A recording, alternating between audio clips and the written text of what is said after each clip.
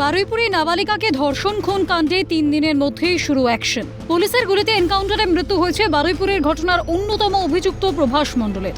এই খবরে খুশি নির্যাতিতার পরিবার। পুলিশ সূত্রে দাবি, মঙ্গলবার রাত 12:45 নাগাদ অভিযুক্ত প্রভাস মণ্ডলকে নিয়ে ঘটনার পুনর্নির্মাণ করতে গিয়েছিল বারুইপুর থানা। অভিযোগ, সেই সময় পুলিশের থেকে আগ্নেয়াস্ত্র ছিনিয়ে নিয়ে পালানোর চেষ্টা করে অভিযুক্ত।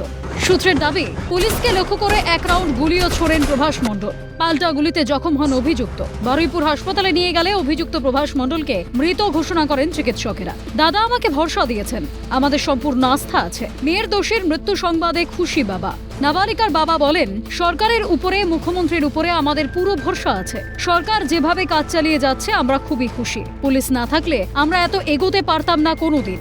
আরও যারা আছে ধরা পড়বে, অপরাধীরা শাস্তি পাক, সেটাই চাই বলেন নাবালিকার বাবা।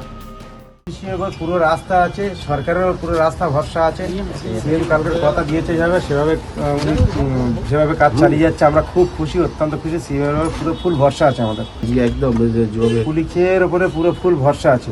পুলিশ না থাকলে আমরা এত এগোতে পারতাম না। খুশি তাতে খুশি।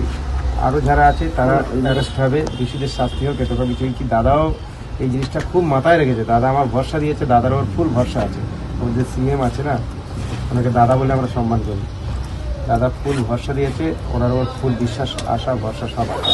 বাকি 3 জনের আমি কঠোরভাবে সাজা চেয়েছি। দাদা বলে তুমি শুধু আমার কাজ দেখে রাখো। আর সত্যি দাদার উপর আমাদের ভরসা আছে। খুশি আপনারা? আপনার খুব খুশি। বারুইপুরে ধর্ষণ খুনের ঘটনায় প্রথম থেকেই কড়া পদক্ষেপ করেছেন মুখ্যমন্ত্রী। মৃত নাবালিকার পরিবারের পাশে থেকে ভরসা জুগিয়েছেন। বিগত তৃণমূল সরকার অপরাধীদের আড়াল করত, অপরাধীদের বাঁচানোর জন্য প্রমাণ লোপাট করত। কিন্তু বর্তমান সরকারে স্বয়ং মুখ্যমন্ত্রী এলাকায় এসে দোষীদের দৃষ্টান্তমূলক শাস্তি দেওয়ার বন্দোবস্ত করেছেন। মুখ্যমন্ত্রী শুভেন্দু অধিকারী বলেছেন, ক্যাপিটাল পানিশমেন্টের কথা জানিয়েছেন। ওই নাবালিকার পরিবার যা চান তাই হবে। তার মধ্যেই পুলিশের এনকাউন্টারে অন্যতম অভিযুক্ত প্রভাস মণ্ডলের মৃত্যু আইনের শাসনের কথাই প্রমাণ করল। জাহেদ মিস্ত্রির রিপোর্ট, ক্যালকাটা নিউজ।